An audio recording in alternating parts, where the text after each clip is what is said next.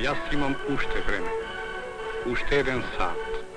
За тоа време може да се фатат 3 пастрамки. Јанка ќе биде задоволна. The man in the uniform, the man who is speaking, is Petra Mihalski. He just said, "The 3 o'clock train is leaving Podmorje. I still have an hour." 1 hour. That's about 3 more trout. Janka will be happy. Janka is his mother. She'll be happy about the trout in his sack. Petra works for the railroad, which explains his uniform. The uniform is more impressive than the train. But impressive or not, for the local people, it's the only train. They would have to see others to judge this one, and around here they never have known any others. Petra Mihalski is going to make the evening run on the Ohrid Express. He has time and doesn't like to hurry. Petra knows how to live. He takes it easy, and when from his train he sees this tiny corner of Yugoslavia, he feels very happy. Petra looks and listens. The play of sunlight, the clattering of the carts, the russets and greens following the train all year long. These are the things that make Petra's day.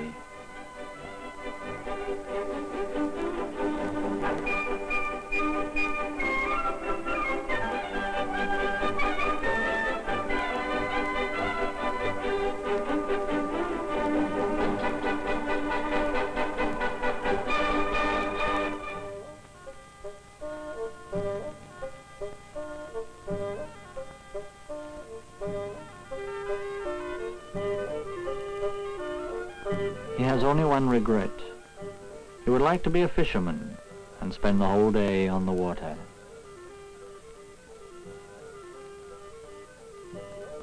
He's not a fisherman because his mother, Janka, having spent her whole life as a peasant, did not want him to be one. Petra, her oldest son, would be an administrator, and so he is. Petra doesn't complain. He envies his brother Marko, who is a fisherman, but their mother no longer bears a peasant's burden. На ова место топол ветер дува и сливите се тука да ја ублажат летната горештина. Работите се добро направени. Petra is saying that life here is very good. When the hot wind blows, there are plums to quench your thirst. They ripen just when needed to relieve the summer heat. There are 3 trains each day on this line. From Presek to Ohrid, 60 kilometers in 3 hours. The afternoon train carries wood from the mountains to the mine. Sacks of grain, too, during the harvest season. It's a long run, and the load is heavy. His friend Nikola likes the afternoon run. He is a rugged fellow. When the train is too heavily loaded to pass over a steep grade, Nikola loves the process of backing up, detaching some cars, and going forward again. Some people like extra problems. Not Petra, though. He prefers the evening train which carries passengers. He is good-natured and loves people. He's not interested in their politics or religion.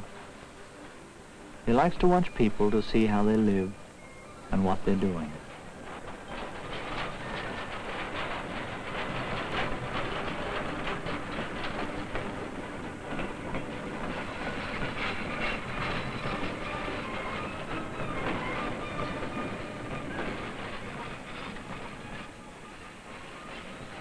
He knows that Savka Doniver is going to show off her newborn baby to her parents, now living in Galiknik.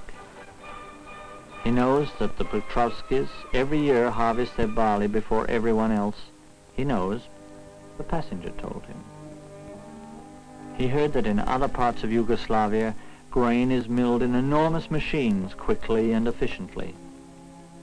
Petra thinks about this every time he sees the animals moving round and round. He knows that progress has come to other places more quickly than here. He doesn't like to think about this. In other places there is greater need.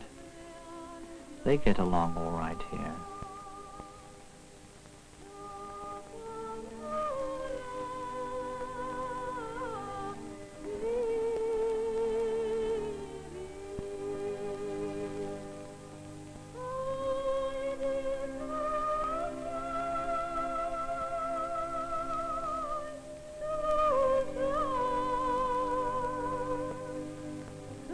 Somewhere a clock sets time going again.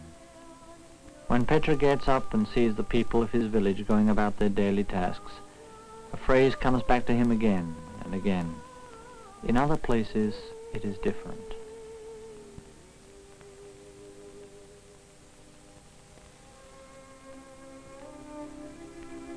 Is it bad that women go about their daily chores?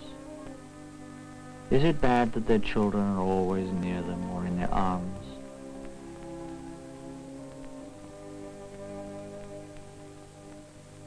Is it bad that men make a living by fishing on the lake instead of working at machines? Machines do things more quickly, but why go more quickly? Is time in a hurry? And what are we to do with the extra time machines make for us? It's for this reason he would like to have been a fisherman. Time passes all by itself when you're fishing. There's no need to get impatient. That's what he loves about fishing. Time passes without the help of machines. What machine could dry tobacco better than the sun? What machine could take care of the laundry better than the water of the lake?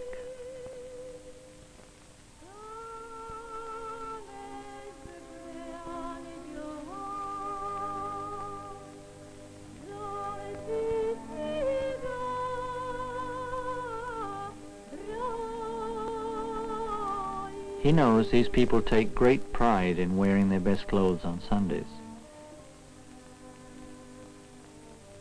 He knows the women take great pride in the shirts they make for their husbands and children.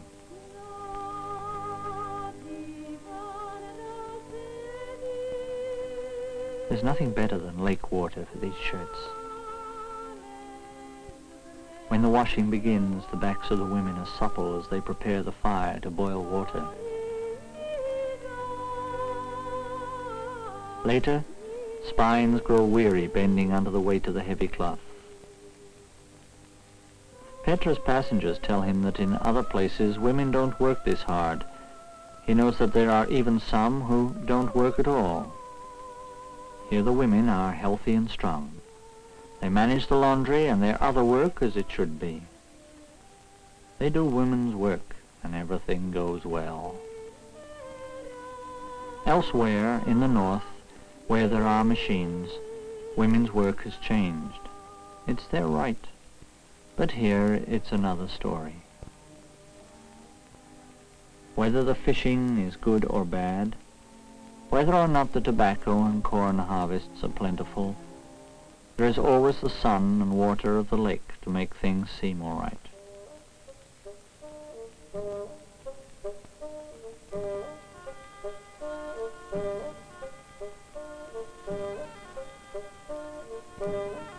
Останалото не ме засега.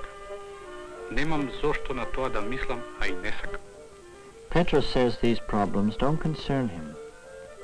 He doesn't worry about the future of the country, nor what will become of the children who live near the lake. Will they be fishermen like Marco? Will they be farmers like the rest of his family? These are the things which Petra doesn't like to think about. Things will continue as they are, and when they change, it will be tomorrow, or even after tomorrow, but never the same day, or so it seems.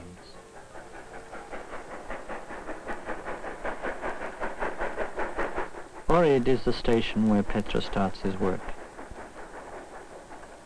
He hears the train coming into the station and knows he can't linger any more.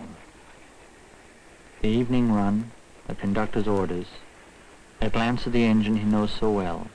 This concerns Petra. In other places they have more modern equipment. At Skopje and Belgrade he has seen some. It amuses them to ask the age of his engine. It dates from 1895.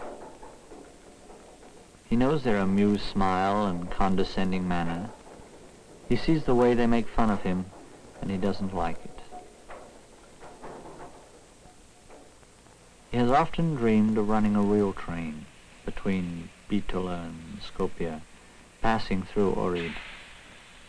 A real train with tracks running off to infinity. The train is something which concerns Petra. He would like that to change quickly. Not tomorrow, though. At this moment, he feels almost enough courage to want the progress of other places to come to this corner of Macedonia. He knows that it's possible.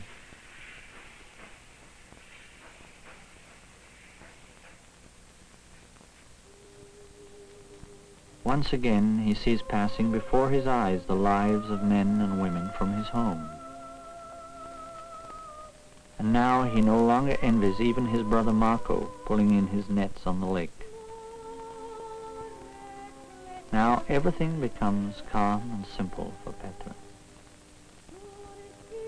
Things will continue as they are, and if they change, it will be tomorrow.